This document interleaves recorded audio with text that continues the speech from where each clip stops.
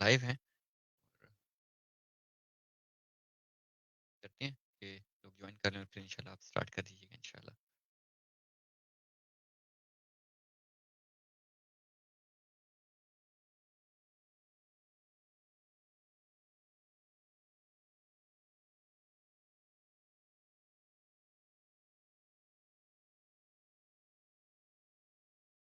वालेकुम अस्सलाम वबरकातुहू। Welcome everyone. और जस्ट मुझे कंफर्म कर दें कि आप हमें देख सकते हैं और हम लाइव हैं ताकि ग्रुप में हो जाए फिर हम उसको स्टार्ट करें। एंड अस्सलाम वालेकुम रहमतुल्लाहि व बरकातुहू। तो इट मींस कि सर हम लाइव हैं। सर बहुत बहुत शुक्रिया आपके आने का। मैं थोड़ा सा फॉर्मल इंट्रोडक्शन करवा दूं डॉक्टर बशीर सहनमानी साहब का और फिर सर आगे स्टार्ट करेंगे इंशाल्लाह। हमारे साथ आज डॉक्टर बशीर हसन रहमानी साहब हैं और माशाल्लाह 3 साल से कंसेक्यूटिव ये टॉप 1% रिसर्चर रह रहे हैं फ्रॉम क्लेरिवेट वेब ऑफ साइंस। और आज इंशाल्लाह ये बात करेंगे regarding scholarships for MS and PhD और क्या क्या रिसर्च लाइक किस तरह से आपकी रिसर्च आपको हेल्प आउट कर सकती है, फिर रिसर्च किस तरह से कंडक्ट करनी चाहिए और इन सब चीज़ों के ऊपर। और sir I hand over to you. आपका बहुत बहुत शुक्रिया आपका हमें वक्त देने के लिए और हम कोशिश करेंगे कि इस सेशन को, क्योंकि सर का लाइक सर काफ़ी बिजी स्केड्यूल है, तो 1 घंटे के अंदर हम इस सेशन को इंशाल्लाह रखें। जज़ाकल्लाहु खैर सर आपके वक्त के लिए। और सर मैं आपके हैंड ओवर करूँगा इंशाल्लाह।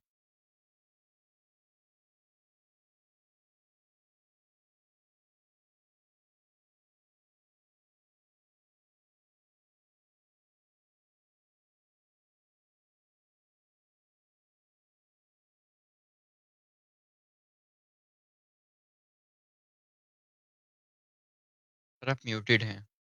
जी ये आप मुझे कंफर्म कीजिएगा कि आप मेरी स्लाइड्स देख रहे हैं।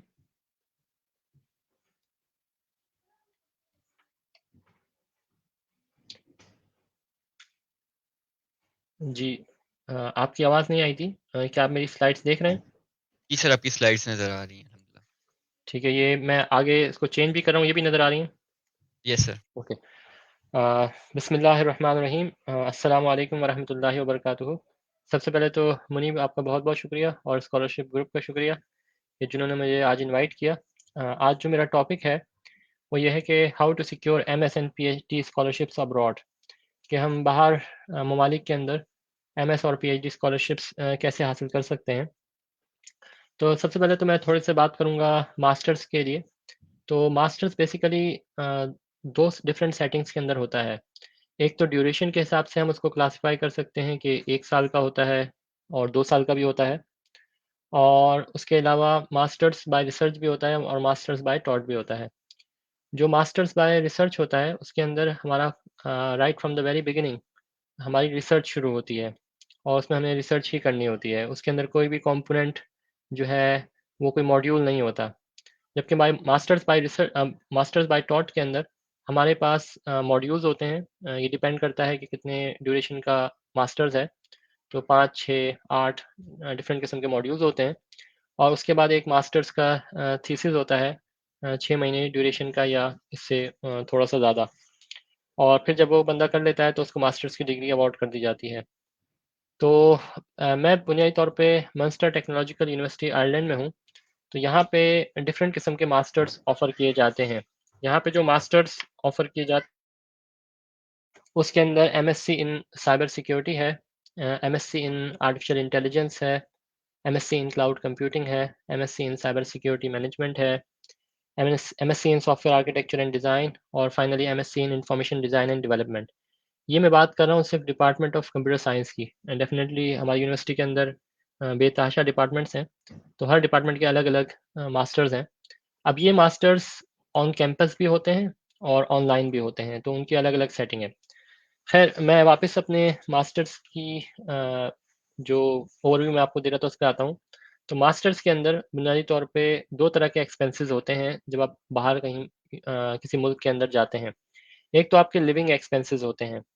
लिविंग एक्सपेंसेस से मुराद ये है कि जो वहाँ पे आप हॉस्टल में रहेंगे, आपके खाने-पीने का खर्चा, आपके ट्रैवलिंग का खर्चा, इंश्योरेंस वगैरह, ये सारी चीज़ें लिविंग एक्सपेंसेस के अंदर आ जाएँगी।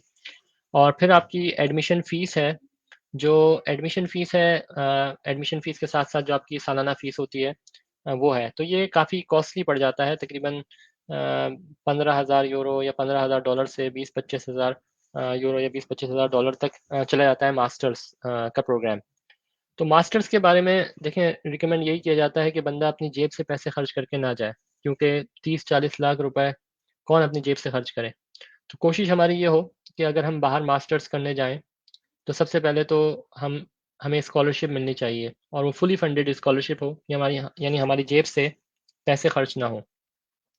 और डेफ़िनेटली जब हम स्कॉलरशिप की बात करेंगे, तो स्कॉलरशिप तो लेना यानी हर बंदा की ख्वाहिश होती है, तो उसके लिए हमें एफ़र्ट भी करना पड़ेगा, क्योंकि कोई 30-40 लाख रुपए आपको मास्टर्स करने के लिए मुफ़्त में तो नहीं देगा। वो चाहेगा कि आप भी उसको कुछ रिटर्न करें, और वो रिटर्न इस सूरत में होता है कि आपकी जो एकेडमिक क्रेडेंशियल्स हैं, आपकी जो एकेडमिक परफ़ॉर्मेंस है, वो अच्छी हो। तो ये बेसिकली वो चाहते हैं कि हम जिस स्टूडेंट को हायर करें, वो आके हमारे मास्टर्स के अंदर वक़्त ज़ाया ना करे, बल्कि हमें भी कोई ऐसी output they in terms of research कि उससे हमें फ़ायदा हो सके। तो अब हम आते हैं जो है रिसर्च बेस्ड करियर की तरफ। देखें, मास्टर्स तो एक स्टार्टिंग पॉइंट है। मास्टर्स आप एक किसी पर्टिकुलर शोबे में कर लेते हैं, मगर अगर आपने अपना करियर एज़ अ रिसर्चर के तौर पे बनाना है, और रिसर्चर वो इंडस्ट्री में भी हो सकता है और एकेडमिया में के अंदर भी हो सकता है। तो उसके लिए पीएचडी की जो डिग्री है वो मैंडेटरी है। यानी पीएचडी की डिग्री के बगैर आप रिसर्च बेस्ड करियर स्टार्ट नहीं कर सकते, क्योंकि पीएचडी की डिग्री वो टर्मिनल डिग्री है जिसके अंदर आपको रिसर्च करना सिखाई जाती है। पीएचडी के अंदर आप रिसर्चर बनते हैं, यानी आपको बेसिक्स ऑफ रिसर्च करवाई जाती है गाइडेंस के अंदर, और ये one of the prestigious degree है और टर्मिनल डिग्री है, इसके बाद ऊपर कोई डिग्री नहीं होती। और डेफ़िनेटली पीएचडी के बहुत सारे फ़ायदे भी हैं, और उसकी यानी पहली बात तो ये है कि हम पीएचडी क्यों करें? देखिए, अगर कोई बंदा अपना रिसर्च बेस्ड करियर अपनाना चाहता है, तो वो अ उस उसको पीएचडी डिग्री लाज़मी होगा। मिसाल के तौर पे पाकिस्तान के अंदर अगर आप assistant professor, associate professor, professor वग़ैरह यूनिवर्सिटीज़ के अंदर बनना चाहते हैं, तो वहाँ पे पीएचडी की डिग्री लाज़मी होगी। उसके बगैर आप उस एकेडमिया के अंदर, यूनिवर्सिटीज़ के अंदर, टीचिंग प्रोफ़ेशन के अंदर सर्वाइव नहीं कर सकेंगे। सर्वाइव से मुराद ये है कि आगे आपकी जो प्रमोशन है और करियर की जो डेवलपमेंट है, वो नहीं हो सकेगी। इसी तरीके से अगर आप इंडस्ट्री में काम करना चाहते हैं, कोई भी मशहूर इंडस्ट्री ले लें, गूगल ले लें, माइक्रोसॉफ्ट ले लें, या कोई साइबर सिक्योरिटी की कंपनी ले लें, या कोई और एरिया ले लें, तो उसके अंदर आपको रिसर्च आनी चाहिए, क्योंकि वहाँ पे आर-एंड-डी का डिपार्टमेंट होता है, रिसर्च एंड डेवलपमेंट का, जहाँ पे रिसर्चर्स रखे जाते हैं और जो इंडस्ट्री को प्रॉब्लम फेस हो रही होती है, उसको वो सॉल्व करते हैं। इसी तरीके से जैसे मैंने अभी बताया कि अगर आप आगे प्रोग्रेशन करना चाहते हैं आला ओहदों पे एकेडमिया के अंदर, तो उसके लिए भी आपको पीएचडी की डिग्री लाज़मी चाहिए होगी। इसी तरीके से ममालिक के अंदर, तरक्की याफ़्ता ममालिक के अंदर जो फंडिंग है, उसको बाइंड कर दिया गया है, उसको कपल्ड कर दिया गया है जो है ना रिसर्च और फंडिंग के साथ। यानी रिसर्च और फंडिंग दोनों कपल्ड हैं। तो अगर आपके पास पीएचडी डिग्री होगी तो आपको रिसर्च करनी भी आएगी, आप जो है ना फंडिंग को भी अट्रैक्ट कर सकेंगे। इसके साथ-साथ देखें, एक होता है पैसों के लिए कोई डिग्री हासिल करे, और एक ये है कि हम अपने मुल्क व मिल्लत की खिदमत के लिए जो कम्युनिटी है उसकी खिदमत के लिए, साइंटिफिक कम्युनिटी की खिदमत के लिए हमारी नीयत ये हो, डेफ़िनेटली हमें पैसे तो मिलेंगे और रिकॉग्निशन भी होगी। मगर नीयत ये हो, तो उस साइंटिफिक कम्युनिटी में अपने आप को रिकॉग्नाइज़ कराने के लिए, आगे प्रोग्रेस करने के लिए भी पीएचडी की डिग्री बहुत ज़रूरी है। इसी तरीके से अगर आपको साइंटिफिक नॉलेज फैलानी है, आप इन्वेंशंस में आपका शौक है, रिसर्च में आपका शौक है, तो उसके लिए भी पीएचडी की डिग्री ज़रूरी होगी। इसी तरीके से अगर आप एमएससी या पीएचडी स्टूडेंट्स को सुपरवाइज़ नहीं कर सकते, जब तक आपके पास खुद पीएचडी की डिग्री ना हो, आपको खुद रिसर्च करनी ना आती हो। और ये बाकायदा कानून है मुख्तलिफ़ ममालिक के अंदर कि जब तक आपके पास पीएचडी की डिग्री नहीं है, आप पीएचडी की डिग्री के लिए सुपरविज़न के अहल नहीं होते। और उसके बाद भी आपको थोड़ा-सा एक्सपीरियंस चाहिए होता है, फिर आपके पास मिसाल के तौर पर फ्रांस के अंदर एच.डे.एख होती है, वो आपको दी जाती है ताकि आप एलिजिबल हो गए, आप पीएचडी को सुपरवाइज़ कर सकते हैं। और साथ-साथ रिसर्च और इन्वेंशन अगर किसी का पैशन है, तो उसके लिए तो डेफ़िनेटली पीएचडी की डिग्री एक स्टार्टिंग पॉइंट होगा। तो हमारी नीयत ये हो कि हमने जो हायर एजुकेशन हासिल करनी है, बाहर जाके तालीम हासिल करनी है या अपने मुल्क के अंदर ही हासिल करनी है, तो उसमें हम ये करें कि हमने इंसानियत की खिदमत करनी है, हमने मुल्क और कौम की खिदमत करनी है, हमने साइंस में कंट्रीब्यूट करना है। ये हमारी नीयत हो और इस पे हम दिलो-जान से मेहनत करें और डेफ़िनेटली आपके पास तनख़्वाह और ये सारे बेनिफिट्स तो आपको मिलते रहेंगे। मगर अगर आपकी नीयत ये होगी कि पैसा कमाना है, तो फिर होगा ये कि फिर आगे जाके करियर के अंदर आप जो है ना कॉम्प्रोमाइज़ भी हो सकते हैं, खुदा ना ख़ास्ता। और वो कॉम्प्रोमाइज़ मुख्तलिफ़ सूरतों में होता है। लोग जो है ना state of the art research नहीं कर रहे होते, थोड़ी-थोड़ी बातों पे कॉम्प्रोमाइज़ हो जाते हैं, गलत रिज़ल्ट्स इंक्लूड करते हैं।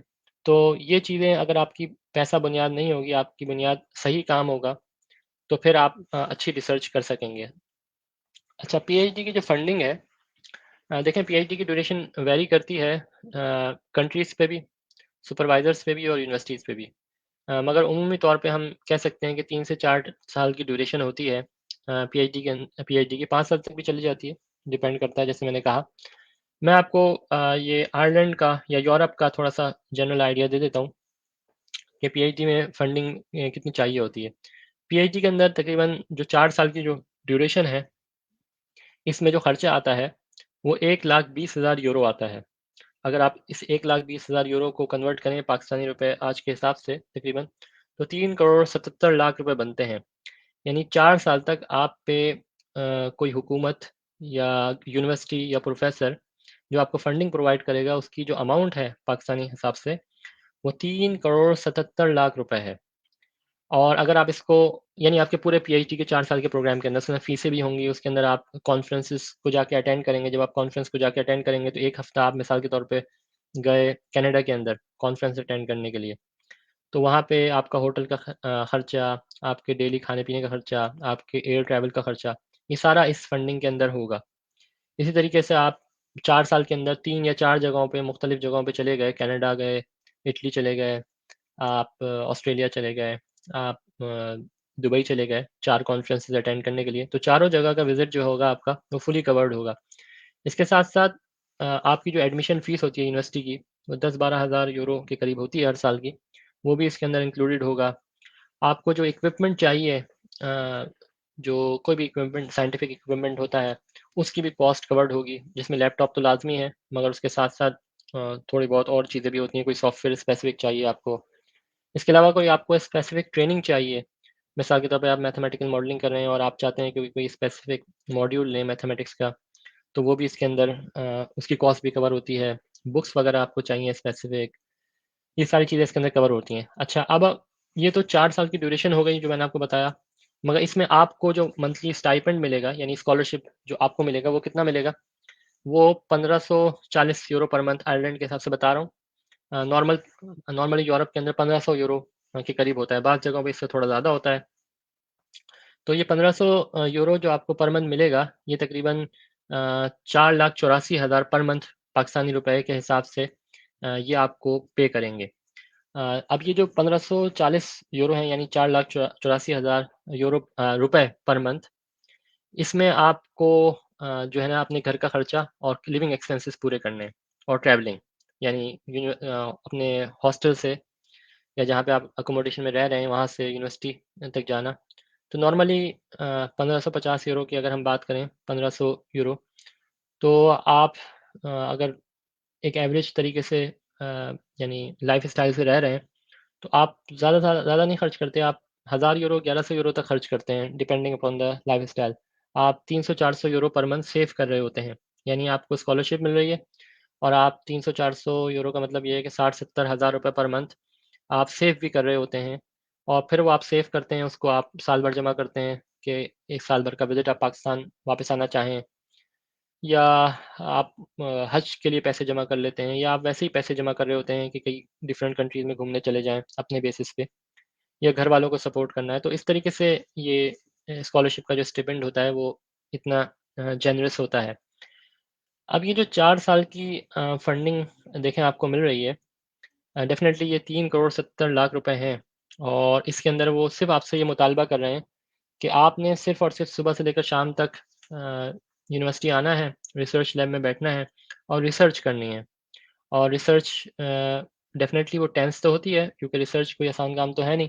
तो शुरू में आप थोड़ा रिसर्च करना सीखते हैं, उसके स्टेप्स होते हैं, वो चीज़ें करते हैं, उसके बाद फिर आप उसमें थोड़े से एक्सपर्ट होते चले जाते हैं। तो सिर्फ़ सोचने का काम होता है, सोच के किसी रिसर्च प्रॉब्लम को सॉल्व करना, टेक्निकल प्रॉब्लम को सॉल्व करना, फिर उसका रिसर्च आर्टिकल लिखना, फिर उसको पब्लिश करना, ये पूरे स्टेप्स होते हैं। तो ये जो इतना ज़्यादा अमाउंट है, डेफ़िनेटली वो किसी ऐसे बंदे को देना चाहेंगे, जो कि जो है वेल क्वालिफ़ाइड हो और जिसको अच्छी खासी यानी अपनी उसने अंडर ग्रेजुएट जो की हो डिग्री, उसमें अच्छा परफ़ॉर्म किया हो। हमारे पास प्रॉब्लम ये है कि हम अंडर ग्रेजुएट में जो कोर्सेज़ हैं अंडर ग्रेजुएट के, उस पे ध्यान नहीं दे रहे होते। बल्कि हम अंडर ग्रेजुएट के अंदर अंडर ग्रेजुएट से हट के जो एक्स्ट्रा करिकुलर एक्टिविटीज़ हैं, उस पे बहुत ज़्यादा फ़ोकस कर रहे होते हैं। या स्किल्स सीखने में बहुत ज़्यादा फ़ोकस कर रहे होते हैं, जो कि रेलेवेंट नहीं होता हमारे अंडर ग्रेजुएट डिग्री के। और और उसका अम, मकसद ये होता है कि हमारे पास अंडर ग्रेजुएट में कुछ पैसे आ जाएँ। जबकि नॉर्मली तौर पे जब आप बाहर स्कॉलरशिप्स पे अप्लाई कर रहे होते हैं, तो वो आपके प्रोफ़ाइल को इस तरह से चेक करते हैं। वो ये देखना चाहते हैं कि आपने अंडर ग्रेजुएट में जो कोर्सेज़ पढ़े, किसी भी प्रोग्राम के अंदर, उसके अंदर आपने वाक़ई उन कोर्सेज़ को समझा भी, उसको उसको क्रिटिकली उसको अंडरस्टैंड किया और वो आपको आते भी हैं कि नहीं आते हैं। मिसाल के तौर पे एक कोर्स आपने पढ़ा डिजिटल लॉजिक एंड डिज़ाइन का, या आपने पढ़ा जो है कंप्यूटर प्रोग्रामिंग का, ऑब्जेक्ट ओरिएंटेड प्रोग्रामिंग का, या कोई और कोर्स आपने पढ़ा, तो आपकी एक्सपर्टीज़ उसके अंदर है कि नहीं है? तो ये चीज़ें वो चेक कर रहे होते हैं। तो अंडर ग्रेजुएट के अंदर आपकी परफ़ॉर्मेंस अच्छी होनी चाहिए और उसमें उन स्किल्स पे ध्यान देना चाहिए कि डायरेक्टली रेलेवेंट हों आपके प्रोग्राम के साथ। अच्छा, अब मैं बात करूँगा कुछ स्कॉलरशिप अपॉर्च्युनिटीज़ की, कि इस वक़्त दुनिया में कहाँ-कहाँ पे कौन-कौन सी स्कॉलरशिप अपॉर्च्युनिटीज़ अवेलेबल हैं। देखिए, एक स्कॉलरशिप है फ्रांस की, ये बहुत ही अच्छा प्रोग्राम है। इसको एफिल एक्सीलेंस स्कॉलरशिप कहते हैं। ये हर साल अनाउंस होता है। अभी इसकी 2023 की कैंपेन अनाउंस हो चुकी है और अभी 2024 की कैंपेन दोबारा से लॉन्च होगी। तो अभी इस वक़्त तो ये कैंपेन बंद हो चुकी है, मगर आप इसको दोबारा से 2024 के लिए चेक करें तो यही टाइमलाइन होगी। यानी अक्टूबर के महीने के अंदर 2023 के अंदर दोबारा से ये अनाउंस होगी तकरीबन, और फिर यही डेडलाइंस को फ़ॉलो करेंगे। तो ये बहुत एक अच्छी स्कॉलरशिप है, ये फ्रांस स्पेसिफ़िक है। इसके अंदर आप अभी जाके चेक कर सकते हैं कि इनकी रिक्वायरमेंट्स क्या होती हैं। क्या ये खाली अंडर ग्रेजुएट को एक्सेप्ट करते हैं या मास्टर्स की डिग्री भी चाहिए, या और कौन-कौन सी डॉक्यूमेंटेशन इन्होंने कहा है कि इनको चाहिए। इसके बाद फ्रांस ही की एक स्कॉलरशिप है इनरिया, ये institute of national research in information and automatics है। बहुत ही ज़बरदस्त रिसर्च का इदारा है, फ्रांस का प्रेस्टीजियस, और उसके बहुत सारे यानी रीजनल जो है सेंटर्स हैं, और ये तकरीबन हर साल 100 डेढ़ 100 के करीब पीएचडी स्कॉलरशिप्स अनाउंस करते हैं। ये मास्टर्स स्कॉलरशिप भी अनाउंस करते हैं। इसके अलावा ये रिसर्च एसोसिएट फेलोशिप भी अनाउंस करते हैं। यानी अगर कोई बंदा अंडर ग्रेजुएट के बाद या मास्टर्स के बाद जॉब करना चाहता है, तो वो ये रिसर्च एसोसिएट फेलोशिप्स भी अनाउंस कर रहे होते हैं। इसके अलावा इनकी बहुत अच्छी-अच्छी फंडिंग अपॉर्च्युनिटीज़ हैं। तो यहाँ पे तो मैंने जस्ट आपको पीएचडी का एक लिंक शेयर किया है, मगर आप इनकी वेबसाइट पे और भी बहुत ज़्यादा लिंक्स शेयर देख सकते हैं, जिसमें अपॉर्च्युनिटीज़ आती हैं। तो ये बहुत ज़बरदस्त इनका प्रोग्राम है। इसके अलावा दाद की स्कॉलरशिप हैं, ये जर्मनी की हैं, और ये भी बहुत ज़बरदस्त प्रोग्राम है, बहुत ही प्रेस्टीजियस। इसके अलावा इरास्मस एक प्रोग्राम है जो आपको ना सिर्फ़ ये कि मास्टर्स करवाता है, बल्कि पीएचडी भी करवाता है, पोस्ट डॉक भी कराता है। यहाँ पे तो मैंने एक लिंक आपको शेयर किया है, मगर आप इरास्मस के वेब पेज पे चले जाएँ, तो वहाँ पे आपको जॉइंट मास्टर्स की भी ऑप्शन नज़र आएगी। यानी जॉइंट मास्टर्स ये होता है कि आपका मास्टर्स 3 से 4 ममालिक के अंदर अ, होगा। यानी अगर 2 साल का मास्टर्स है, तो 6 महीने आप एक कंट्री में गुज़ारेंगे, मिसाल के तौर पे 6 महीने आपने जर्मनी में गुज़ारे, 6 महीने आपने इटली में गुज़ारे, 6 महीने आपने स्विट्ज़रलैंड में गुज़ारे और 6 महीने आपने फ्रांस में गुज़ारे। इस तरीके से यानी आपके पास मास्टर्स की कंपोज़िशन होती है और आप 4 डिफरेंट कंट्रीज़ में, 4 मुख्तलिफ इंस्टीट्यूट में मास्टर्स कर रहे होते हैं। एक ही मास्टर होता है और फिर आपको 2 या 3 जो है यूनिवर्सिटीज़ की जो है डिग्री दी जाती है मास्टर्स की। तो ये बहुत ही प्रेस्टीजियस है और बहुत ही कॉम्पिटिटिव स्कॉलरशिप है। मगर अच्छी बात ये है कि पाकिस्तान से बहुत सारे स्टूडेंट्स इसमें आते हैं और हर साल लेते हैं, तो ये ऐसा नहीं है कि नामुमकिन है, बल्कि बहुत सारे हमारे पाकिस्तानी जो स्टूडेंट्स हैं वो इसको अचीव करते हैं। आप सिर्फ पुराने स्टैटिस्टिक्स जाके चेक करें तो आपको खुशी होगी कि माशाल्लाह से पाकिस्तान के अंदर बहुत ही अच्छे टैलेंटेड स्टूडेंट्स हैं जो कि इसको कम्पीट करते हैं। इसी तरीके से और भी बेतहाशा स्कॉलरशिप अपॉर्चुनिटीज़ हैं। मिसाल के तौर पे यहाँ पे मैं सिर्फ एक स्कॉलरशिप का लिंक आपको बताऊँगा ऑस्ट्रेलियन गवर्नमेंट का। ये बड़े ही ज़बरदस्त रिसर्च ट्रेनिंग प्रोग्राम है। इसके अलावा ब्रिटिश काउंसिल यूके की स्कॉलरशिप को मैनेज कर रहा होता है अपनी वेबसाइट पे बहुत सारी अच्छी-अच्छी उन्होंने वेबसाइट्स मेंशन की होती हैं। इसके अलावा यूएस तो बेतहाशा है, वहाँ पे तो स्कॉलरशिप अपॉर्चुनिटीज़ इतनी हैं कि अनगिनत हैं। मगर यहाँ पे मैंने पाकिस्तान के हिसाब से यूएस एड की एक स्कॉलरशिप स्पेसिफिकली मेंशन की है। ये need merit and need based scholarship है। इसके अलावा फुलब्राइट है और दूसरी अदर स्कॉलरशिप्स भी हैं और यूनिवर्सिटी स्पेसिफिक स्कॉलरशिप्स भी हैं। तो ये कुछ जस्ट हाइलाइट है आपको स्कॉलरशिप्स के बारे में कि ये मेन वेन्यूज़ हैं। इसके अलावा बेतहाशा और स्कॉलरशिप्स की अपॉर्चुनिटीज़ भी हैं अराउंड द ग्लोब। अच्छा, आयरलैंड के अंदर क्या सूरत-ए-हाल है? तो आयरलैंड के अंदर स्कॉलरशिप की जो अपॉर्चुनिटीज़ हैं मैं आपसे एक एक आपको अपॉर्चुनिटी शेयर करता हूँ, 2 अपॉर्चुनिटीज़ शेयर करता हूँ। एक तो ये मशीन लर्निंग लैब्स हैं। अगर कोई बंदा आर्टिफिशियल इंटेलिजेंस और मशीन लर्निंग के अंदर इंटरेस्टेड है, तो ये इनकी से स्कॉलरशिप की स्टार्ट हो रही है डेट सितंबर 2023 में। यानी स्कॉलरशिप और इसकी जो डेडलाइन थी वो अप्रैल थी। तो ये गुज़र चुकी है मगर ये दोबारा से अनाउंस होती रहती हैं। ये बहुत अच्छी अपॉर्च्युनिटी है अगर कोई मशीन लर्निंग में काम करता है। इस तरीके से एडवांस सीआरटी की स्कॉलरशिप है। इसको भी बंदा चेक कर सकता है। अच्छा ओवरऑल आयरलैंड के अंदर देखें एक गवर्नमेंट ऑफ आयरलैंड की इंटरनेशनल एजुकेशन स्कॉलरशिप है और ये हर साल तकरीबन 60 के करीब स्कॉलरशिप मेंशन करते हैं। तो ये वेबसाइट पे हर साल अपडेट हो रही होती है। ये लिंक तो मैंने पुराना शेयर किया हुआ है मगर आप सिर्फ इसके नाम को गूगल पे लिख लें आपको अपडेटेड जो है ना स्कॉलरशिप की डिटेल मिल जाएगी। इसी तरीके से एक इनका प्रोग्राम है SFI science foundation Ireland industry RDNI fellowships programme. इसके अंदर होता ये है कि आप जो है अगर इंडस्ट्री में टाइम स्पेंड करना चाहते हैं और साथ-साथ आप जो है पीएचडी भी की डिग्री करना चाहते हैं, तो इंडस्ट्री में रहते हुए ही आप यूनिवर्सिटी से एफ़िलिएट होते हैं और इंडस्ट्री में काम भी कर रहे होते हैं और पीएचडी भी कर रहे होते हैं। इसके अलावा आयरिश रिसर्च काउंसिल की फंडिंग है, बहुत ही अच्छी अपॉर्च्युनिटीज़ हैं इनकी। अच्छा, आयरलैंड के अंदर तकरीबन 8 यूनिवर्सिटीज़ हैं और 14 इंस्टीट्यूट ऑफ टेक्नोलॉजीज़ हैं। अभी इंस्टीट्यूट ऑफ टेक्नोलॉजीज़ को मिला के वो टेक्नोलॉजिकल यूनिवर्सिटी उन्होंने बना दिया है। तो मिसाल के तौर पे जो है आईटी ट्रीली एक इंस्टीट्यूट ऑफ टेक्नोलॉजी ट्रीली है और एक कॉर्क इंस्टीट्यूट ऑफ टेक्नोलॉजी है, इसको मिला के उन्होंने एक यूनिवर्सिटी बनाई है, technological university, monster technological university. तो ओवरऑल आप देख सकते हैं कि आयरलैंड के अंदर 22-24 के करीब यूनिवर्सिटीज़ हैं इस पूरे कंट्री के अंदर। तो और यहाँ पे ये मैंने यूनिवर्सिटीज़ का आपको नाम भी शेयर कर दिए। अब आपने करना क्या होता है कि आप हर यूनिवर्सिटी की वेबसाइट पे चले जाएँ, जिस स्पेसिफ़िक डिपार्टमेंट से आप करना चाहते हैं। मिसाल के तौर पे आप बायोलॉजिकल साइंसेज़ के अंदर पीएचडी करना चाहते हैं या मास्टर्स करना चाहते हैं, तो आप उस डिपार्टमेंट की वेबसाइट पे भी चेक कर सकते हैं। उन्होंने कुछ फंडिंग अपॉर्च्युनिटीज़ दी होती हैं। इसी तरीके से मैं अभी बताऊँगा कि यहाँ पे कुछ रिसर्च ग्रुप्स हैं। आप उनको भी चेक कर सकते हैं जो कि स्पेसिफिकली होके किसी पर्टिकुलर टॉपिक पे रिसर्च करवा रहे होते हैं, तो वो भी स्कॉलरशिप दे रहे होते हैं। तो इस तरीके से यानी जो कंट्री आप फ़ोकस करें, अगर आपने फ़ोकस किया है आयरलैंड, तो आयरलैंड का पूरा आपके पास यूनिवर्सिटीज़ का मैप आ गया। यानी आपको पता चल गया कि 22-25 के करीब यूनिवर्सिटीज़ हैं। आप हर यूनिवर्सिटीज़ की हर वेबसाइट पे जाके चेक किया कि कौन-कौन से किस-किस ने अनाउंस किया है पीएचडी या मास्टर्स स्कॉलरशिप और फिर आप उस पे अप्लाई कर रहे होते हैं। तो एक तरीक़ाकार ये है। दूसरा तरीक़ाकार ये है कि जिस भी कंट्री में अगर आप अप्लाई कर रहे हैं, यहाँ पे हमने बात की आयरलैंड की, तो आयरलैंड के अंदर बहुत सारे रिसर्च सेंटर्स हैं। यूके के अंदर भी हैं, कनाडा के अंदर भी हैं, ऑस्ट्रेलिया और अमेरिका में भी हैं।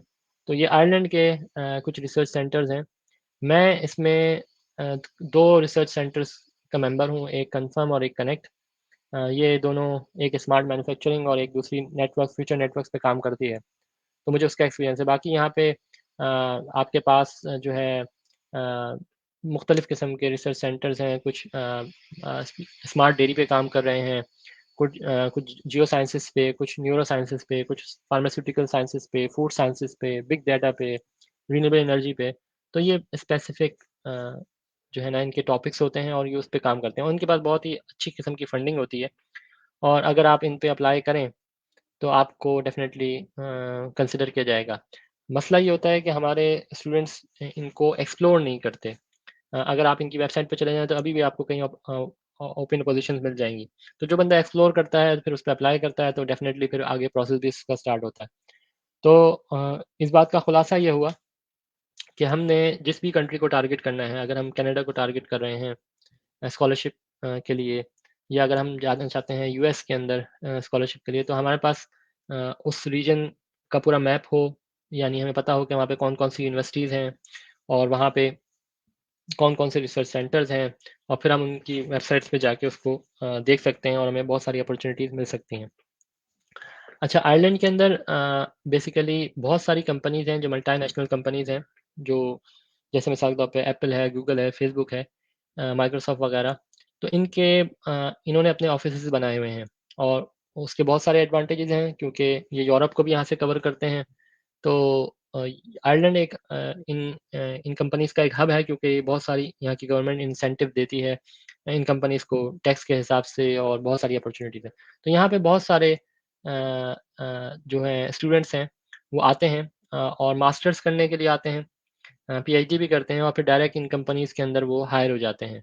ख़ास तौर पे साइबर सिक्योरिटीज़ की कंपनीज़ और ये ह हब कहलाता है आयरलैंड यूरोप को देखने के हिसाब से।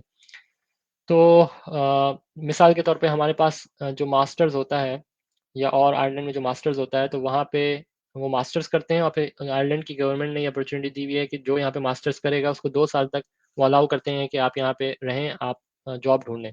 और फिर जब आपको जॉब मिल जाती है तो डेफ़िनेटली फिर आपके वीज़े की टाइप चेंज हो जाती है और स्टेटस चेंज हो जाता है आपका। तो इस तरीके से ये एक अच्छी अपॉर्च्युनिटी होती है इन मल्टीनेशनल कंपनीज़ को जॉइन करने के लिए। तो जो मैं research training centres research institute के बात बता रहा था, इसके अलावा एक और भी ऑप्शन होता है। वो ऑप्शन ये है कि यहाँ पे इन्होंने नई एक चीज़ शुरू की है, उसको रिसर्च ट्रेनिंग सेंटर्स कहते हैं और ये चाहते हैं कि ये पीएचडी स्टूडेंट्स को ट्रेन करें और इसके लिए स्पेसिफिक उन्होंने लैब्स बनाई हैं। जैसे शुरू में मैंने आपको एमएल लैब्स का बताया। अब यहाँ से जो पीएचडी स्टूडेंट निकलेगा, वो मशीन लर्निंग का एक्सपर्ट होगा, रिसर्चर होगा। इसी तरीके से data sciences, artificial intelligence, genomic networks और डिजिटल एनहांस्ड रियलिटी ये डिफरेंट रिसर्च सेंटर्स हैं और इनका काम ही ये है कि ये पीएचडी रिसर्च ट्रेनिंग कराते हैं। अब इसके अंदर मेरे पास खुद अपने पास एक पीएचडी स्टूडेंट है अ, और जो कहते हैं इस प्रोग्राम पे आए हैं, तो वो यानी लम्स से उन्होंने किया है। LUMS Lahore university of Lahore university of management sciences से। इसी तरीके से कुछ और भी यूनिवर्सिटीज़ के स्टूडेंट्स हैं। तो यानी हमारे स्टूडेंट कॉम्पीट करते हैं। बस शर्त ये होती है कि वो अच्छी तरीके से इन अपॉर्च्युनिटीज़ को अवेल करें और उसको अंडरस्टैंड करके उस पे अप्लाई करें। अच्छा ये थोड़ी-सी मैं आपको डिटेल बताता हूँ government of Ireland post graduate scholarship program की कि उसमें होता क्या है। तो फंडिंग तो जैसे मैंने आपको बताया कि 1800 यूरो के करीब साल की वो देते हैं, जिसके अंदर आपकी फ़ीस वगैरह और सारी चीज़ें कवर हैं। अच्छा, ये मैंने आपको यहाँ पे अभी जो स्कॉलरशिप्स अनाउंस होंगी, वो उसकी डेडलाइन बताई हैं। एक government of Ireland post graduate scholarship program है 2024 का। अब ये थर्ड क्वार्टर के अंदर लॉन्च होगा यानी सितंबर-अक्टूबर के ज़माने में ये लॉन्च हो चुका होगा और ये जो आपकी स्टार्टिंग डेट होगी वो 2024 होगी स्कॉलरशिप की। तो आप इसको देखें, इसकी रिक्वायरमेंट्स को देखें। अब इसके अंदर मास्टर्स भी हैं, पीएचडी भी है और बहुत ही अच्छी फंडिंग अपॉर्च्युनिटी है। इसके अलावा एंटरप्राइज़ पार्टनरशिप स्कीम है, जिसके अंदर आप जो है एकेडमी और एंटरप्राइज़ को मर्ज करके काम कर रहे होते हैं। Employment based post graduate program है, अगर कोई बंदा आयरलैंड के अंदर ही कोई जॉब सिक्योर कर लेता है या काम कर रहा है और फिर वो चाहता है कि वो जो है पीएचडी करे, तो उसके लिए भी अपॉर्च्युनिटी है कि वो पीएचडी कर सकता है।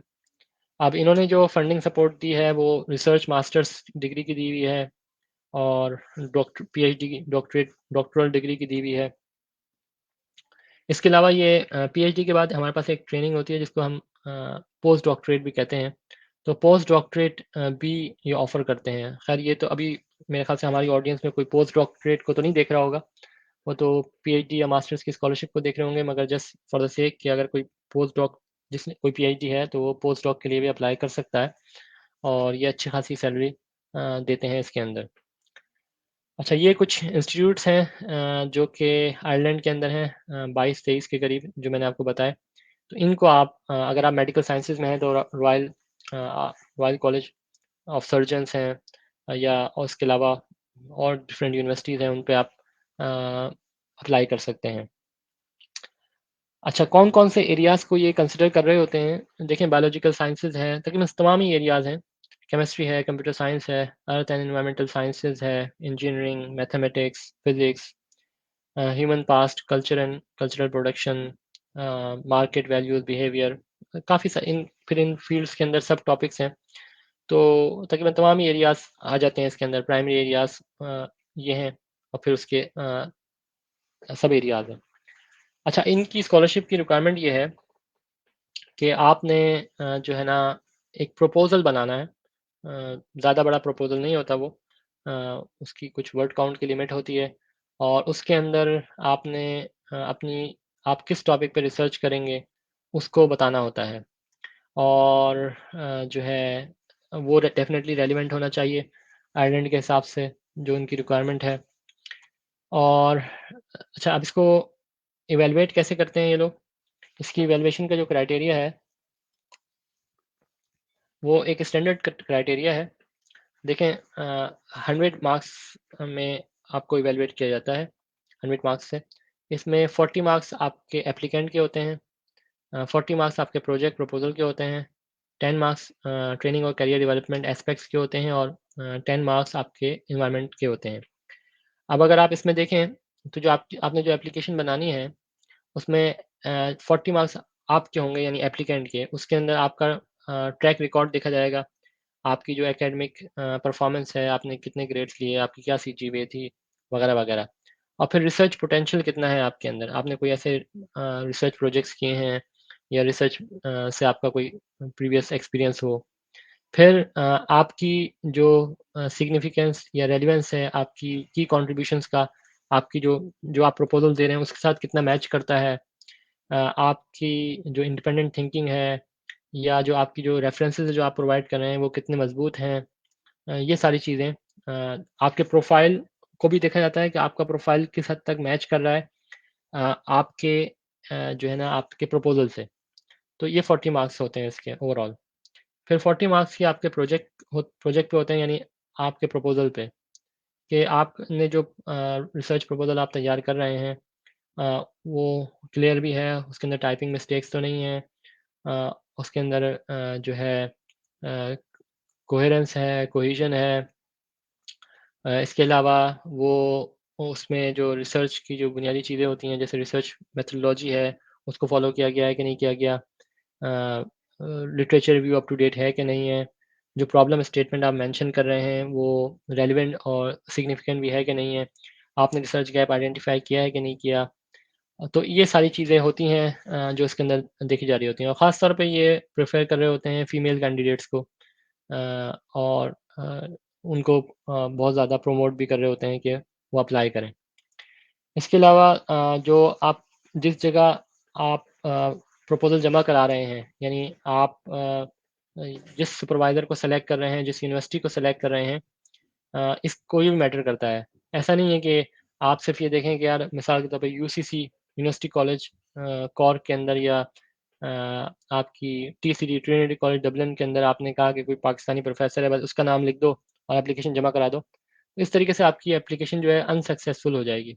आपने ये चेक करना है कि यार मेरा इंटरेस्ट क्या है, मेरा बैकग्राउंड क्या है और मैंने किस टॉपिक पे रिसर्च करनी है, और फिर आप उसके हिसाब से कोई ऐसा सुपरवाइज़र ढूँढेंगे जो कि आपके रिसर्च इंटरेस्ट से मैच करता हो और जो आपके साथ एंगेज भी हो। तो ऐसा नहीं है कि जब स्कॉलरशिप अनाउंस हो तो फ़ौरन ही आप उसको ईमेल कर दें और फिर आप उसके साथ एंगेज हों और 10-15 दिन के अंदर आप अपनी एप्लीकेशन पूरी करके करें। तो ऐसे तो फिर वो जो प्रोफ़ेसर्स होते हैं वो रिप्लाई भी नहीं करते। तो अगर आपने अप्लाई करना है किसी स्कॉलरशिप पे, तो वेल इन एडवांस आप अपने कॉन्टेक्ट्स बनाएँ, आप एंगेज हों सुपरवाइज़र्स के साथ, प्रोफ़ेसर्स के साथ, और आप उन स्कॉलरशिप के लिए जो एप्लीकेशन है, जो प्रपोज़ल है, जो एप्लीकेशन तैयार करनी है, उसको अच्छी तरीके से तैयार करें। वो आपका सुपरवाइज़र प्रोस्पेक्टिव वो उसको रिव्यू करे, पढ़े, आपको फ़ीडबैक दे, आप उसको एड्रेस करें और फिर जो है आप वो अप्लाई करें। तो इस तरीके से जो है आप वो कर रहे होते हैं, अप्लाई करते हैं। तो यानी इस बात का खुलासा ये हुआ कि आपने आँखें बंद करके फ़ौरन ही अप्लाई नहीं कर देना, बल्कि उस पे थोड़ा-सा स्टडी करना है और फिर सुपरवाइज़र्स को, प्रोस्पेक्टिव सुपरवाइज़र्स को एंगेज करना है, उनके साथ उनका फ़ीडबैक लेना है और फिर अप्लाई करना है। तो इसके अलावा मैं कुछ डॉक्यूमेंटेशन की बात करूँगा कि कौन-कौन सी डॉक्यूमेंटेशन चाहिए होती है। देखें, अगर आपने मशवरा कर लिया, बड़ों से पूछ लिया और आपकी इंटेंशन है कि आप बाहर स्कॉलरशिप पे जाएँ, तो उसके लिए जो कुछ डॉक्यूमेंटेशन आपने तैयार करनी है, इनमें सबसे पहले तो आप अपनी पासपोर्ट आपका बिल्कुल रेडी हो, ठीक है? कंप्यूटराइज़्ड पासपोर्ट, फिर इंग्लिश लैंग्वेज टेस्ट भी आपको चाहिए होता है कंट्रीज़ के अंदर, तो उसमें डिपेंड करता है कि आप किस रीजन में जा रहे हैं। बाज़ जगह आइल्स और बाज़ जगह टोफ़िल की रिक्वायरमेंट होती है, तो इसमें आपने अच्छा परफ़ॉर्म करना है, ये भी एक रिक्वायरमेंट है। इसके अलावा अगर आप मेडिकल डॉक्टर हैं या इंजीनियर हैं, तो पीईसी या पीएमडीसी की रजिस्ट्रेशन उसकी डायरेक्टली इम्पैक्ट तो नहीं पड़ता, मगर आपके पास हो तो बेहतर है और डेफ़िनेटली लोग करवा लेते हैं।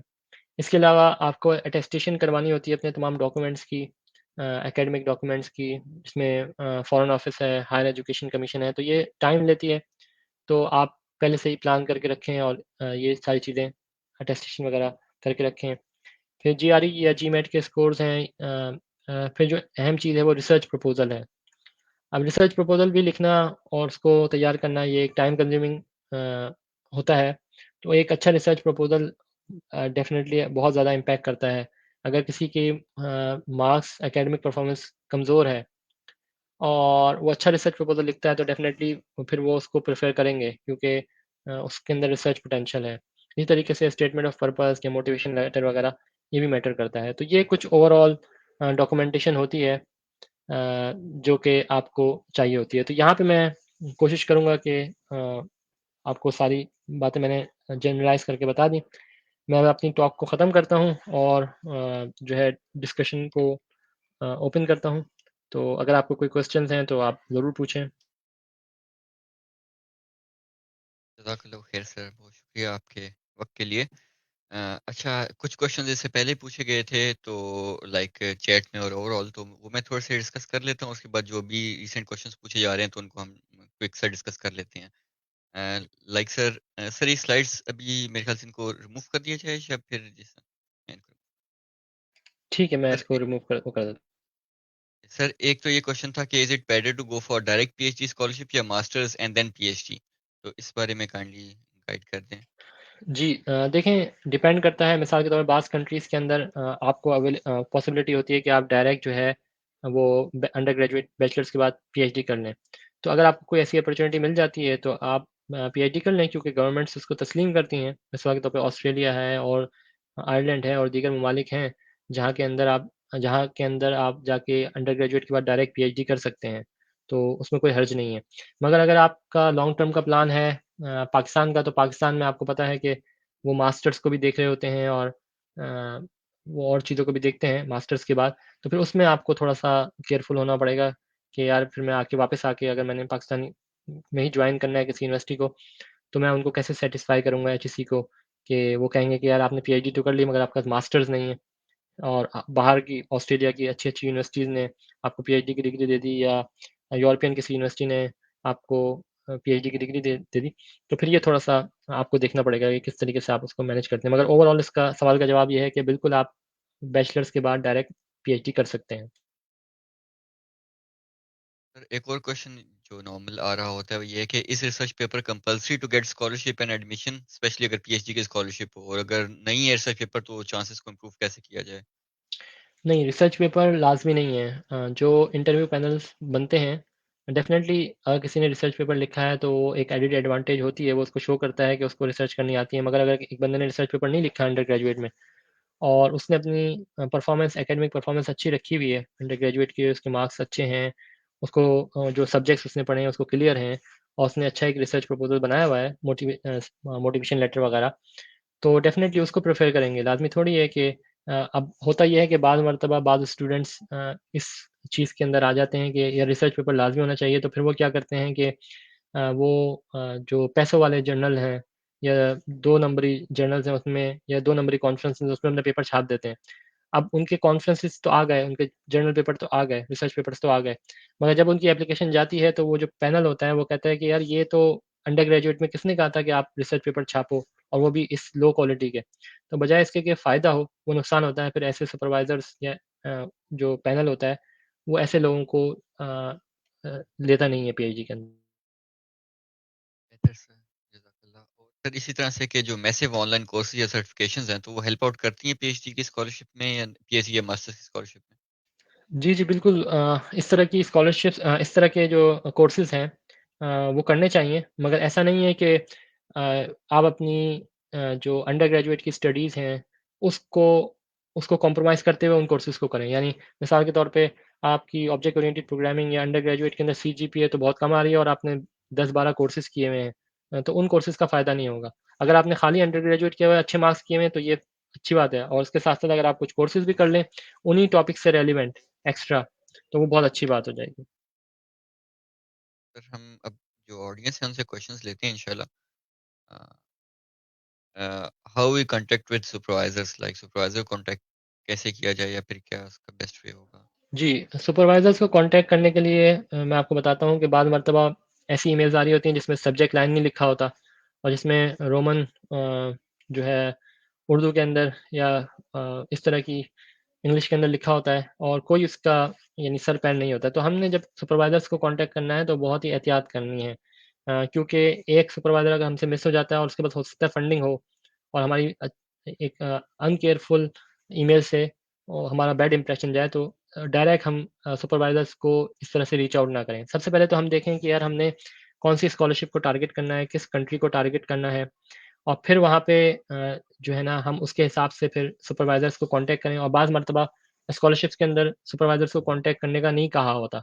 तो हम उसमें उसमें तो फिर हम कॉन्टैक्ट ना करें। मगर अगर बाद में कहा हुआ है, तो फिर हम बहुत ही केयरफुल होके ऐसा ना हो कि एक एक डिपार्टमेंट हो, उसमें साथ ही 4-5 प्रोफ़ेसर हों, सबको एक साथ एक ही ईमेल जा रही है। अब वो तो आपस में कनेक्टेड होते हैं, तो वो कहेंगे कि यार ये तो अनसीरियस बंदा है, इसने मुझे भी ईमेल की हुई है। अभी मैं आपको बताता हूँ मेरे हेड ऑफ़ डिपार्टमेंट ने कुछ अरसे पहले मुझे एक ईमेल फॉरवर्ड की कि ये स्टूडेंट है, इसने मुझे ईमेल की है, इंटरेस्टेड है मेरे साथ जो है ना स्कॉलरशिप लेने में। तो मैंने कहा ये तो स्टूडेंट मुझे भी कर चुका है और ये 2 बंदों को और भी कर चुका है, तो सब ने ही फिर उसको फिर डील नहीं किया। तो हमें बहुत केयरफुल होना चाहिए सुपरवाइज़र्स को कॉन्टैक्ट करने के लिए। सर एक और काफी स्पेसिफिक क्वेश्चन है कि I want to do PhD in neuroscience from USA but need to move along with my 4 kids, I am 40 plus, do I have chance और नॉट? जी, बिल्कुल चांसेस हैं और ये तो जो आपका टॉपिक है न्यूरोसाइंस का ये बहुत ज़्यादा अच्छा टॉपिक है। इसके लिए सबसे पहले तो देखें बाज़ पीएचडी स्कॉलरशिप्स के अंदर आप अपनी फैमिली को भी सपोर्ट कर सकते हैं, उनको लेके जा सकते हैं बाज़ कंट्रीज़ के अंदर, आपके पास इतनी सपोर्ट होती है। डेफ़िनेटली वो पीएचडी की स्कॉलरशिप में इतनी सपोर्ट तो नहीं होगी कि आपके पूरे फैमिली का खर्चा उठ जाए, मगर आप उसको मैनेज कर सकते हैं अगर आप करना चाहें, थोड़ी-सी तंगी होती है शुरू के अंदर। तो उसका तरीक़ाकार ये होता है कि पहले तो आप जो है ना न्यूरोसाइंस के अंदर किसी अच्छी यूनिवर्सिटी या लैब को ढूँढें और वहाँ पे फंडिंग सिक्योर करना चाहें। फंडिंग सिक्योर कर लें, आपके पास पीएचडी आ जाती है, तो फिर उसके बाद जब आप वीज़े के लिए अप्लाई कर रहे हों तो आप जो है उसके लिए अप्लाई करें और उम्मीद है कि जो है आपको आप सपोर्ट कर सकेंगे। उस वहाँ पे देखें एडवांटेज ये भी होता है कि जब आप अपनी फैमिली के साथ जाते हैं तो बाज़ कंट्रीज़ के अंदर जो एजुकेशन होती है वो फ्री होती है। तो एजुकेशन का आपका खर्चा नहीं होता है, इसके अलावा आपको और भी बेनिफिट्स मिल रहे होते हैं। मगर सबसे पहले आपने ये करना है कि पहले आप स्कॉलरशिप ढूँढें, स्कॉलरशिप फंडेड स्कॉलरशिप हो और फिर वीज़े के लिए अप्लाई करें और जब तक आपको कन्फर्म वीज़ा ना मिल जाए पूरी फैमिली का और आपका, उस वक़्त तक आप अपनी करंट पोज़ीशन को ना छोड़ें। क्योंकि लाज़मी नहीं है, हो सकता है कि खुदा ना ख़ास्ता फैमिली को वीज़ा ना मिले। तो उस सूरत में फिर आपके लिए अगर आपने जॉब भी छोड़ दी होगी अपनी एक्जिस्टिंग, तो आपके लिए मुश्किल होगा। तो इस बात से पहले कोशिश ये करें कि फंडिंग आपको मिल जाए, फिर आप प्रोसीड करें। सर एक और काफ़ी कॉमन क्वेश्चन है कि विदाउट बैंक स्टेटमेंट स्कॉलरशिप पे वीज़ा लग जाएगा? तो ये काफ़ी ज़्यादा पूछा जाता है। जी, जी, स्कॉलरशिप पे बैंक स्टेटमेंट की ज़रूरत ही नहीं होती। आप जब स्कॉलरशिप आपको मिलती है, तो फंडिंग बॉडी आपको एक लेटर देती है कि भई हम आपको इतनी स्कॉलरशिप दे रहे हैं, इसमें आपकी एडमिशन फ़ीस, इसमें आपकी ये सारी चीज़ें कवर्ड हैं। तो वो आपने हाइलाइट करके वो लगाना होता है, यानी एप्लीकेशन में सबसे पहले आपका वो पेज हो, आपका सपोर्टिंग लेटर हो, यूनिवर्सिटी का एडमिशन लेटर हो, तो उसके बाद ज़रूरत ही नहीं बनती। बाकी उसके साथ-साथ अगर आप अपनी नॉर्मल जो है ना अगर आप मिसाल के तौर पर कोई बंदा अपनी फैमिली को लेके जा रहा है, तो डेफ़िनेटली फिर उसको बैंक स्टेटमेंट लगानी पड़ेगी कि भई मैं फैमिली को सपोर्ट करने के लिए मेरे पास इतने पैसे हैं। या उसके अलावा भी पाकिस्तान के अंदर ग़ालिबन वो कह रहे होते हैं कि आप अपनी बैंक स्टेटमेंट लगा लें, मगर बैंक स्टेटमेंट आपकी प्राइमरी डॉक्यूमेंट नहीं होना चाहिए। ना उसकी बेसिस पे आपका वीज़ा एक्सेप्ट या रिजेक्ट का डिसीजन होगा। वो तो स्कॉलरशिप का फंडिंग लेटर होगा और अपने लेटर के अंदर मोटिवेशन लेटर के अंदर जो कवर लेटर होगा, उसके अंदर भी आप यही मेंशन करेंगे कि जी मुझे फुली फंडेड स्कॉलरशिप मिल गई है और उसी को हाइलाइट करेंगे। और बैंक स्टेटमेंट में अगर आपके पास कुछ थोड़े बहुत पैसे हैं, वो एज़ अ सपोर्टिंग लगा रहे होंगे कि भाई मेरे पास बैंक है, बैंक अकाउंट है, यानी मैं अगर कोई जॉब करते हैं तो फिर आपको वो बैंक स्टेटमेंट लगानी पड़ेगी एक्जिस्टिंग, वरना बैंक स्टेटमेंट की एज़ सच इतनी रिक्वायरमेंट नहीं होती, यानी उस पे डिपेंड नहीं करता। Is IELTS mandatory? जी, आइल्स अगर हो तो बहुत अच्छा है क्योंकि जैसे जब स्कॉलरशिप पैनल बैठता है, मिसाल के तौर पे एक पैनल अगर बैठता है और उसने वेटेज रखी हुई है कि अगर इस बंदे ने आइल्स किया हुआ है तो 20 मार्क्स इसको हम देंगे और आइल्स में अच्छा स्कोर किया हुआ है। तो इसका मतलब ये बंदा सीरियस है, ये बाहर जाना चाहता है, इसने पहले से ही रिक्वायरमेंट्स पूरी करके रखी हुई हैं। तो समझ लें कि मैंडेटरी तो नहीं है, मगर अगर हो तो बहुत अच्छी बात है। ये आपकी सीरियसनेस को शो करेगा कि आप वाक़ई इंटरेस्टेड हैं, पीएचडी करना चाहते हैं। What if supervisor don't have funding and you say you should come here with your funding? I am interested in your work. नहीं, ऐसा कभी ना कीजिएगा। सुपरवाइज़र यानी जैसे मैंने बताया कि मास्टर्स के अंदर 30-40 लाख रुपए का खर्चा है, पीएचडी के अंदर जो है ना साढ़े 3 करोड़ के करीब खर्चा है। तो ऐसा सुपरवाइज़र तो यानी कहना नहीं चाहिए सुपरवाइज़र को, भई तुम अपने पास से फंडिंग लेके आओ। ये तो अजीब-सी बात लगती है। तो हमें जो है ना फंडिंग जो है या तो ऑप्शन ये हो सकती है कि देखें, अगर सुपरवाइज़र ये कहे कि आप अपनी फंडिंग लेके आओ, इससे मुराद ये हो सकती है कि भई मैं तुम्हें बता देता हूँ, ये स्कॉलरशिप है गवर्नमेंट की, तुम इस पे अप्लाई करो, मिल जाए तो फिर तुम मेरे साथ आ जाना। तो फिर सवाल ये है कि हम उसी सुपरवाइज़र के पास क्यों जाएँ? हम अच्छे से अच्छा सुपरवाइज़र ढूँढें ना। उसके उसके पास जाएँ, अच्छी से अच्छी यूनिवर्सिटी पे जाएँ। दूसरी ऑप्शन ये है कि एचईसी हायर एजुकेशन कमीशन की बहुत सारी स्कॉलरशिप अपॉर्च्युनिटीज़ होती हैं। तो उसके अंदर वो ये कहते हैं मिसाल के तौर पे एक 10% का प्रोग्राम है, वो ये है कि दुनिया की टॉप 100 यूनिवर्सिटीज़ के अंदर आप एडमिशन ले लें और एचईसी को लेटर दिखाएँ तो वो फिर आपको फुली फंडेड दे देती हैं। तो अगर आपके पास ऐसी फंडिंग आ गई, तो फिर आप अपनी मर्ज़ी का यूनिवर्सिटी ढूँढें, अपनी मर्ज़ी की सुपरवाइज़र ढूँढें, बजाए इसके कि आप ऐसे सुपरवाइज़र के पास जाएँ जो कि खुद ही तलाश कर रहा हो स्टूडेंट्स को। तो ऐसे सुपरवाइज़र से तो आप एतराज़ करें और यानी ऐसा भी नहीं है कि सुपरवाइज़र की ज़िम्मेदारी है कि वो फंडिंग ढूँढ के लेके आए। तो अगर स्कॉलरशिप प्रोग्राम में आप अप्लाई कर रहे हैं, तो फिर डेफ़िनेटली आपको सुपरवाइज़र के साथ मिलके उस पे अप्लाई करना है। ये सुपरवाइज़र की ज़िम्मेदारी नहीं है कि उस स्कॉलरशिप पे वो आपके बिहाफ़ पे अप्लाई करे। हाँ, बाज़ सुपरवाइज़र्स किसी प्रोजेक्ट पे काम कर रहे होते हैं, किसी रिसर्च टॉपिक पे काम करते हैं, तो उनका एक प्रोजेक्ट अप्रूव हो जाता है। अगर प्रोजेक्ट अप्रूव हो गया, तो उसमें उनको फंडिंग होती है। तो उस फंडिंग में वो स्टूडेंट्स को ऑफ़र कर रहे होते हैं। तो अ, ये सारी सूरत-ए-हाल है। एक पीएचडी डिग्री याफ्ता दोबारा पीएचडी करना चाहता है तो इसके लिए क्या रहनुमाई होगी? देखें, पीएचडी 2 पीएचडी, 3 पीएचडी करना का कोई कॉन्सेप्ट यानी मज़ेदार चीज़ नहीं है। यानी आपने पीएचडी कर ली, पीएचडी के मतलब ये है कि आप इस टॉपिक पे आपको रिसर्च करना आ गई। अब आप इंटरडिसिप्लिनरी या मल्टीडिसिप्लिनरी रिसर्च करना चाहते हैं। मिसाल के तौर पे कोई किसी बंदे ने पीएचडी की कंप्यूटर साइंस में। अब वो काम करना चाहता है बायोलॉजिकल साइंस में कंप्यूटर साइंस को अप्लाई करना चाहता है। तो वो इंटरडिसिप्लिनरी या मल्टीडिसिप्लिनरी रिसर्च कर ले, उनके साथ कोलैबोरेट कर ले, ठीक है? और with the passage of time उसको उस एरिया की एक्सपर्टीज़ हासिल हो जाएगी। दोबारा उसके लिए ये ज़रूरी नहीं है कि फिर दोबारा से बैचलर्स करे बायोलॉजिकल साइंसेज़ के अंदर, मास्टर्स करे और फिर दोबारा से पीएचडी करे। ये तो अजीब-सी बात लगती है। तो एक मर्तबा पीएचडी कर ली, अच्छी कर ली, फिर आप आगे जाके अपने टॉपिक्स को चेंज कर लें। Can I avail scholarship at masters? My GPA is 2.99. I've prepared all documents. जी देखें, मास्टर्स लेवल पे स्कॉलरशिप बिल्कुल मिल सकती है, मगर जो आप सीजीपीए बता रहे हैं 2.99 ये काफ़ी लो है। तो इसके लिए आप ये करें कि आप अपनी एप्लीकेशन को और अच्छा करने की कोशिश करें। उसमें मिसाल के तौर पे आईएलटीएस का स्कोर है उसको अच्छे से अच्छा करें, बहुत ज़्यादा अच्छा कर लें। इसके अलावा जो आप रिसर्च प्रपोज़ल बनाएँ, वो बहुत स्ट्रॉन्ग हो, आपकी स्टेटमेंट ऑफ पर्पज़ बहुत स्ट्रॉन्ग हो। तो फिर जब आप जाएँगे इंटरव्यू में जाएँगे तो डेफ़िनेटली अगर कोई बंदा ऐसा आता है जिसकी सीजीपीए अच्छी है तो उसको तो प्रेफ़र किया जाएगा, मगर कम से कम आपके पास आईएलटीएस स्ट्रॉन्ग होगा, डॉक्यूमेंट्स प्रिपेयर्ड हैं आपके और आपने अच्छा इंटरव्यू दिया है, तो आपके चांसेस हो सकते हैं। मगर ओवरऑल 3.2 या 3 से अबव लोगों को वो प्रेफ़र कर रहे होते हैं, जो थ्रेशोल्ड होता है क्योंकि बहुत ज़्यादा कॉम्पिटिशन होता है। तो एक पॉसिबिलिटी ये हो सकती है कि आप मास्टर्स करें, ठीक है? और मास्टर्स आप लोकली करें और लोकली उस मास्टर्स में आप एक्स्ट्रा ऑर्डिनरी परफ़ॉर्म करें, बहुत अच्छा परफ़ॉर्म करें। तो फिर आप वो जो अंडर ग्रेजुएट की जो आपकी जीपीए है उसको ओवरकम कर सकते हैं। आप ये कह सकते हैं कि भाई देखो उस वक़्त ये सर्कमस्टेंसेस थे मैं अच्छा परफ़ॉर्म नहीं कर सका, मगर आप देखें मास्टर्स में मैंने अच्छा परफ़ॉर्म कर लिया। तो उसके बेसिस पे फिर आपको बाहर पीएचडी की स्कॉलरशिप फर्दर मिल सकती है। Get an idea for research proposal. जी देखें रिसर्च प्रपोज़ल के लिए आप पहले अपनी फ़ील्ड को डिसाइड कर लें, आपकी फ़ील्ड कौन-सी है। फ़ील्ड और सब फ़ील्ड मिसाल के तौर पे आप जीनोमिक्स में काम कर रहे हैं या फ़िज़िकल साइंसेज़ में काम कर रहे हैं या आप मशीन लर्निंग या इमेज प्रोसेसिंग। फिर उसके जो टॉप रैंक के जो जर्नल्स हैं आप वो पढ़ें और कॉन्फ्रेंस आर्टिकल टॉप रैंक के होने चाहिए वो। उस उनको जो आप पढ़ेंगे तो आपको वहाँ से आइडियाज़ बहुत सारे नए-नए आइडियाज़ मिल जाएँगे। तो वो आइडिया लेके आप अपना रिसर्च प्रपोज़ल लिख सकते हैं। इसके अलावा जब आप ये सर्चिंग का काम करेंगे और डिफरेंट यूनिवर्सिटीज़ और रिसर्च ग्रुप को देखेंगे तो आपको उनके टॉपिक्स भी नज़र आएँगे। तो उससे भी आपको आइडिया होगा कि अच्छा ये टॉपिक है, ये भी इन चल रहा है, ये टॉपिक ये भी इन चल रहा है। तो उनको भी आप कंसिडर कर सकते हैं। तो रिसर्च प्रपोज़ल का आइडिया लिखना ये बाकायदा एक फुल फ्लेज काम है। तो ये फिर कभी अल्लाह ने मौका दिया तो आपको इस पे डिटेल में बताएँगे।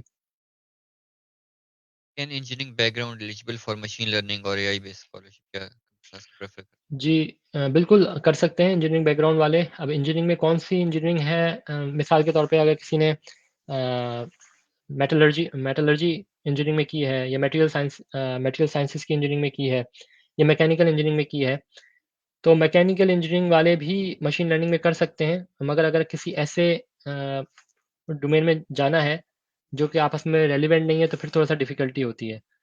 फिर उसके बाद आपको कुछ बेसिक कोर्सेज़ लेने होते हैं, तो फिर वो आपको अलाउ करते हैं कि आप उसके अंदर फर्दर हायर एजुकेशन में प्रोसीड कर सकें। मिसाल के तौर पे आपने सिविल इंजीनियरिंग के अंदर इंजीनियरिंग की है या मैकेनिकल में, और आप चाहते हैं कि कंप्यूटर साइंस में मास्टर्स या पीएचडी करें, तो डेफ़िनिटली या तो इंटरडिसिप्लिनरी टॉपिक हो, यानी applications of computer science in civil engineering और मैकेनिकल इंजीनियरिंग ये टॉपिक हो।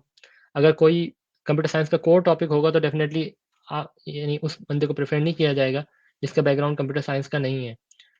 तो ये बैकग्राउंड का मसला होगा।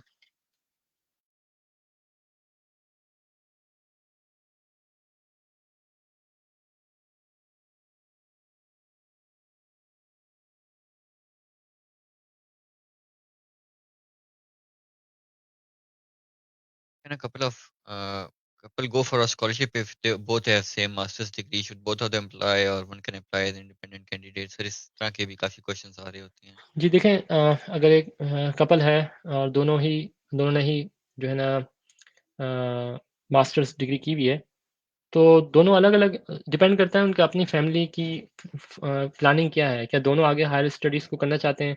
अगर करना चाहते हैं तो दोनों अलग-अलग अप्लाई कर दें। उसी सेम कंट्री के अंदर, सेम सिटी के अंदर डेफ़िनेटली चांसेस कम होते हैं क्योंकि एक ही जगह पे, एक ही लैब के अंदर दोनों को मिल जाए। मगर कम से कम उस सिटी के अंदर ये कपल अप्लाई कर सकता है तो चांसेस बढ़ जाते हैं। बाकी अगर एक बंदा अप्लाई करना चाह रहा है और दूसरा नहीं करना चाह रहा, तो फिर तो वो डिपेंडेंट वीज़े की कैटेगरी में आ जाएगा। Can I apply for masters if I'm in the last year या semester of my undergrad studies? जी, बिल्कुल कर सकते हैं और लास्ट सेमेस्टर के अंदर हैं तो डेफ़िनेटली यही टाइम होता है जिसमें आप सर्च करते हैं और अप्लाई करने की कोशिश करते हैं और अ, उसमें टाइम लगता है तो ज़रूर यही टाइम है इसी में अप्लाई किया जाता है। Publication as a co-author, is it worth it or देखें को-ऑथर की पहली बात तो ये है कि अंडर ग्रेजुएट के अंदर कोई भी नहीं एक्सपेक्ट करता कि आप कोई पब्लिकेशन करेंगे। और नॉर्मली जो हमारे यहाँ अनफॉर्चुनेटली माहौल बन गया वो ये है कि स्टूडेंट्स को ये कहा जाता है अंडर ग्रेजुएट में कि आप पैसे दें और पब्लिकेशन करें, और 4-5 का ग्रुप बना के पब्लिकेशन कर दी जाती है। तो इससे बचें, को-ऑथर पब्लिकेशन से भी बचें। आपने कोशिश ये करनी है कि पीएचडी तक as a first author, PhD के बाद तक एज़ अ फर्स्ट ऑथर के तौर पर पब्लिकेशन करें। फर्स्ट ऑथर का मतलब ये होता है कि मेन कंट्रीब्यूशन आपने खुद किया है, आपकी रिसर्च है, तो मेन फर्स्ट ऑथर की कंट्रीब्यूशन बहुत वैलिड होती है। और अगर कोई ऐसी अपॉर्च्युनिटी है जिसमें वाक़ई आपने काम किया हो, अच्छा काम हो, अच्छा चीज़ हो, तो फिर उसमें को-ऑथर बंदा बन सकता है। मगर उसमें भी जब आपका इंटरव्यू होगा तो आपसे पूछेंगे कि भई आपका इसमें कंट्रीब्यूशन क्या है? आपने क्या किया? तो फिर आपको वो जस्टिफ़ाई करना होगा। 5 और मिनट्स हैं इंशाल्लाह सर, मैं कोशिश करता हूँ कि जितने ज़्यादा क्वेश्चंस मैं कर सकूँ और जेनेरिक क्वेश्चन जो कि मतलब एक लार्जर ऑडियंस को टारगेट करें। How to make statement of purpose for PhD, like sir क्या बेसिक चीज़ें होनी चाहिए एसओपी में? जी, एसओपी के अंदर सबसे पहली बात तो ये है कि आपको उसमें बताना होता है कि आप पीएचडी करना क्यों चाहते हैं? यानी क्या बस PhD for the sake of PhD है, या वाक़ई आप एज़ अ रिसर्च को एज़ अ करियर के तौर पे अपनाना चाहते हैं? और फिर एक ये चीज़ बुनियादी होती है कि आप पीएचडी से हासिल क्या करना चाहते हैं? दूसरी चीज़ ये है कि आपने इस पर्टिकुलर कंट्री को या इस पर्टिकुलर यूनिवर्सिटी को ही क्यों सेलेक्ट किया है?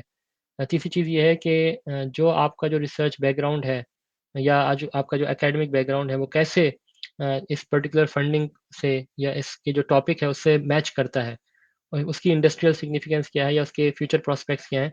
तो ये, और फिर उसके बाद जब आप पीएचडी कर लें तो आपकी फ्यूचर प्लानिंग क्या है? आप इंडस्ट्री को जॉइन करना चाहते हैं, एकेडमिया को जॉइन करना चाहते हैं, इसी कंट्री में रहना चाहते हैं, वापस जाना चाहते हैं और क्यों जाना चाहते हैं? ये सारी बातें वो स्टेटमेंट ऑफ पर्पस के अंदर नॉर्मली देख रहे होते हैं।